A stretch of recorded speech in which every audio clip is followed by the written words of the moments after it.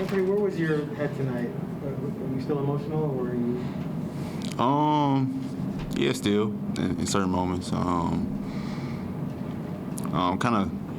Kind of setting in a little bit. I mean, but I'm still, thinking about them all the time. It's gonna take a while to kind of get over it a little bit, or kind of deal with it. So. What did you think of your slow start? Did much in the first half. Chauncey said he kind of told you remain aggressive, but be prepared that they were probably gonna watch the last game and come after you. Yeah, it was just kind of trying to figure out what they was doing. They threw a lot of looks at me, and I was kind of trying to make the right plays in certain moments, and I was trying to figure out my way to be aggressive at a certain time. And in the second half, they kind of started, playing normal, not being up at the beginning of the third quarter, and I was like, and then that's when I knew my time was to start being aggressive, and that's when I kind of got hot in the third quarter. You've obviously had to take on a lot with Dame and CJ being out on the court, and you're dealing with a lot off of it. But have you gotten any advice about how to, or has anybody poured into you about how to sort of be that vocal leader on the court, how to run the offense in the last few days? Yeah. There's certain moments in the game, like last game, when we was kind of jawing at the refs about bad calls and stuff, and everybody was trying to jaw at them. Dame kind of waved to me, told him to get everybody together and tell him to calm down and stuff. So, there's certain moments where he obviously challenges me to be more vocal in those certain moments.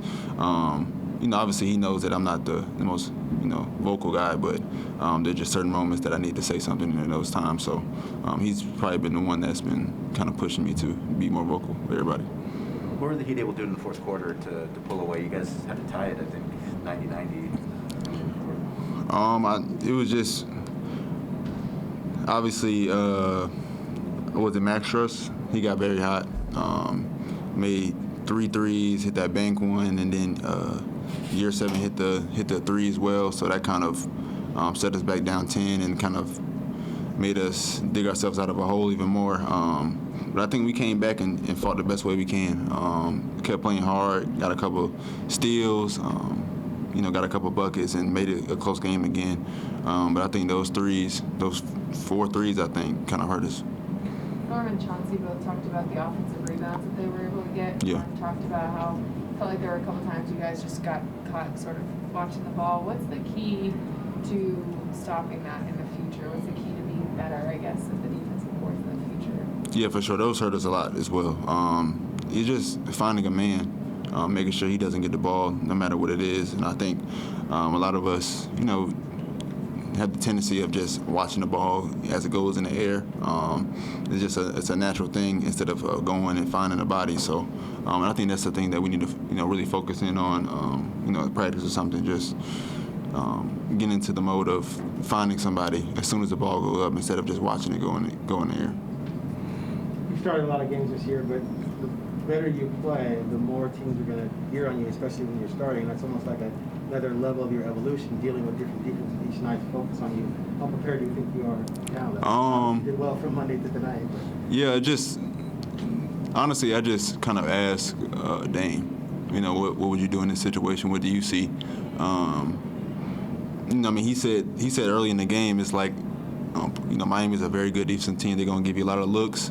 They're gonna try to make as many plays as possible, and it's gonna take you away from being aggressive. You look up and you won't be as aggressive as you think you have been.